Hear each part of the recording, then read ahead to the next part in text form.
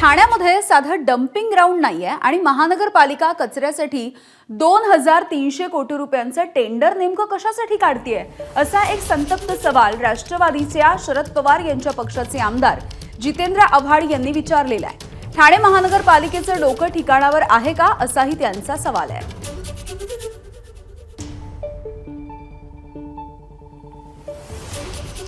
ठाणे महानगरपालिका परिसरामध्ये एक जोरदार चर्चा चालू आहे। 2300 कोटी रुपयाचं एक टेंडर निघतंय, कचरा उचलणे व वाहतूक करणे। 2300 कोटी रुपयाचं टेंडर काढा, टाकणार कुठे ते सांगा।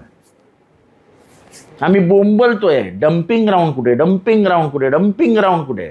अरे या महापालिकेला साधं डम्पिंग ग्राउंड स्वतःचं करता नाही आलं, कुठनं आणणार आहेत पैसे? काय चालवलं आहे पैशाचा तमाशा?